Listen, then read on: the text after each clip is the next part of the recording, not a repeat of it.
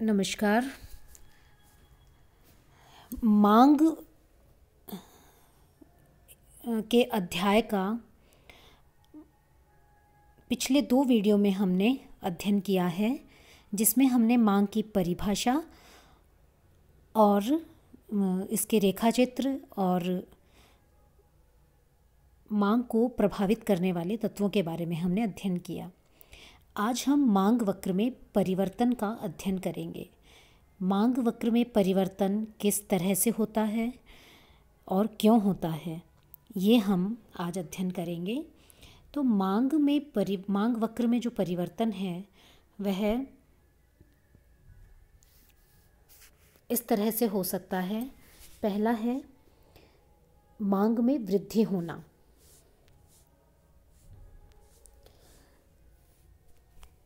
मांग में वृद्धि अन्य संबंधित तत्वों में परिवर्तन की वजह से हो सकती है। और दूसरा मांग में कमी होना, जो कि कीमत के अलावा अन्य तत्वों में परिवर्तन के वजह से होगी। तो यदि कीमत स्थिर रहे और अन्य तत्वों में परिवर्तन हो तो हम उसे मांग में वृद्धि और मांग में कमी कहते हैं।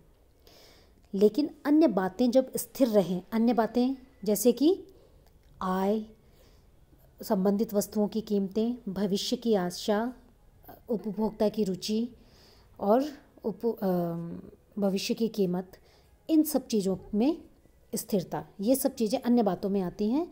ये सब चीज़ें स्थिर रहें और केवल मूल्य की वजह से मांग में परिवर्तन हो तो हम उसे मांग में विस्तार और मांग में संकुचन होना कहेंगे।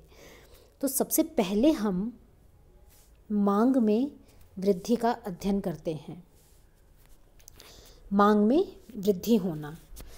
मांग में वृद्धि तब कही जाएगी जब उस वस्तु का मूल्य नहीं बदले और मूल्य स्थिर रहे और उस संबंधित अन्य तत्व उनमें परिवर्तन हो जाए और उनमें परिवर्तन इस तरह से हो कि वस्तु की मांग बढ़ जाए, तो हम उसे मांग में वृद्धि होना बोलते हैं। और ऐसी स्थिति में मांग वक्र जो है वो अपनी स्थिति को बदल लेता है, दाईं ओर विस्थापित हो जाता है या खिसक जाता है। जैसा कि हम इस रेखा चित्र में स्पष्ट रूप से देख रहे हैं, यहाँ हमने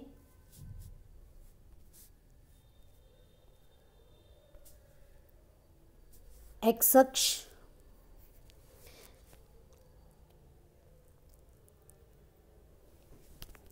पर मांग की मात्रा ली है, डिमांड फॉर एक्स, और वाई अक्ष पर प्राइस ऑफ एक्स वस्तु की कीमत को लिया है। ठीक है। ओ मूल बिंदु है, डी मांग वक्र है, ये वाला। ठीक है। अब आप देखिए, इसकी कीमत जो है वो 12 पर स्थिर है, लेकिन मांग जो है वो 80 से 115 बढ़ गई है। कीमत के स्थिर रहने पर केवल मांग में जब वृद्धि होती है, कीमत में वृद्धि नहीं होती लेकिन मांग फिर भी बढ़ जाती है, तो इसे हम मांग वक्र के खिसकने के द्वारा ही हम इसे प्रदर्शित कर सकते हैं। हम इसे एक ही मांग वक्र के बिंदुओं द्वारा प्रदर्शित नहीं कर सकते। ऐसी स्थिति में मांग वक्र डी से खिसककर D2 हो गया। ठीक है। मांग वक्र जो है वो खिसक कर डी से D2 पर आ गया। इसे मांग में वृद्धि होना हम कहेंगे, जो कि कीमत के स्थिर रहते हुए अन्य बातों में परिवर्तन के कारण होता है।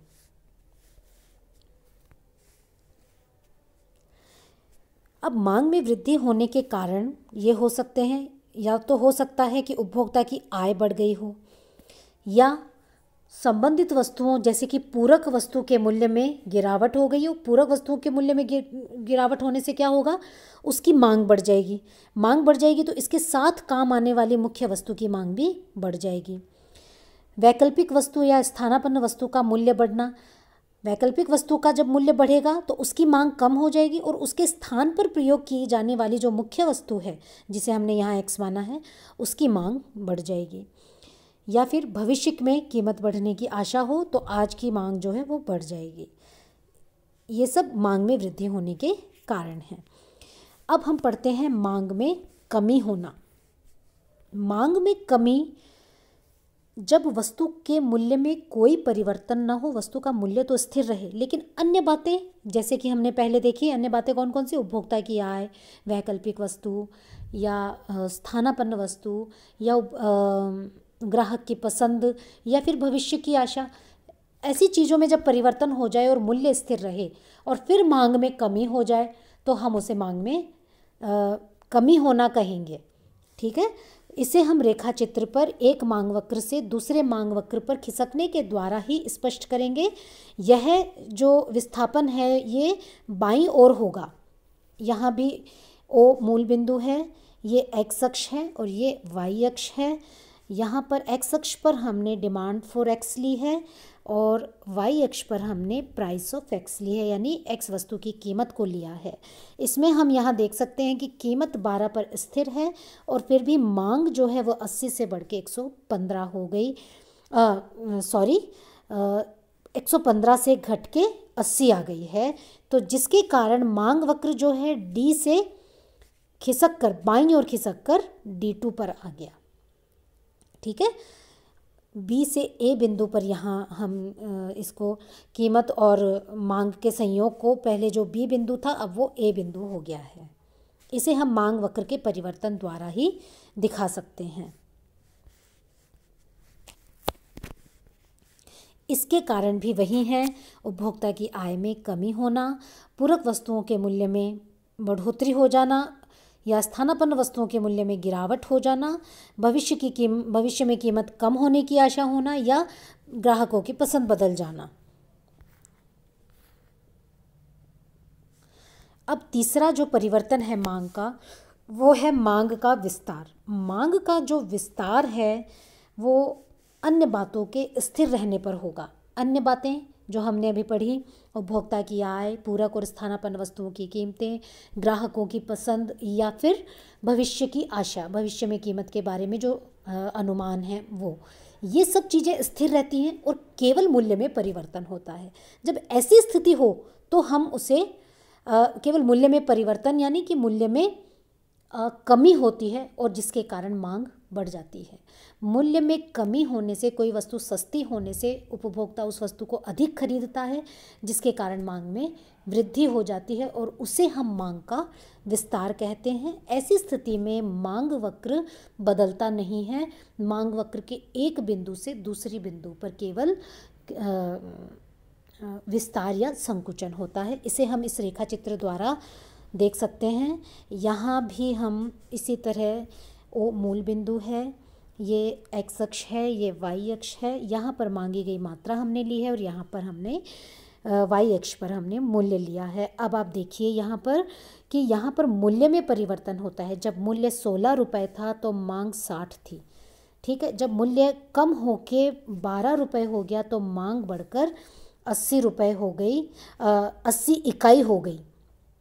तो ये जो मांग का परिवर्तन है ये मांग वक्र के ही एक बिंदु से दूसरे बिंदु पर विस्तार है। इसे हम मांग का विस्तार कहेंगे। ठीक है, आगे हम चलते हैं। मांग में संकुचन होना, ये स्थिति मांग में विस्तार से बिल्कुल विपरीत स्थिति है। यहाँ पर अन्य बातों में कोई परिवर्तन नहीं होता, जैसे कि उपभोक्ता की आय, पूरक और स्थानापन्न वस्तुओं की कीमतें या फिर ग्राहकों की पसंद या फिर भविष्य में कीमत की आशा। इनमें कोई परिवर्तन नहीं होता और केवल वस्तु की कीमत में बढ़ोतरी हो जाती है, जिसके कारण वस्तु महंगी होने के कारण उपभोक्ता उस वस्तु को कम खरीदता है, जिसके कारण मांग में कमी आ जाती है और उसे हम मांग का संकुचन कहते हैं। इसे निम्न रेखा चित्र में हम देख सकते हैं। यह मूल बिंदु है, यह एक्स अक्ष है, यह वाई अक्ष पर, एक्स अक्ष पर मांगी गई मात्रा ली है और वाई अक्ष पर हमने वस्तु का मूल्य लिया है। अब यहाँ हम देख सकते हैं कि जब वस्तु का मूल्य 12 रुपये था तो मांग 80 इकाई थी, लेकिन वस्तु का मूल्य 4 रुपये बढ़कर 16 रुपये हो गया तो मांग की जो मात्रा है वो 80 से कम होकर 60 इकाई पर आ गई। यह जो मांग की मात्रा का परिवर्तन है यह केवल और केवल मूल्य के परिवर्तन के कारण है। और इस स्थिति में एक ही मांग वक्र में हम बाईं ओर गति करते हैं। ठीक है, उपभोक्ता ए बिंदु से बी बिंदु पर आ गया। इसे हम मांग का संकुचन कहते हैं, जो कि एक ही मांग वक्र पर बाईं ओर गति को दिखाता है।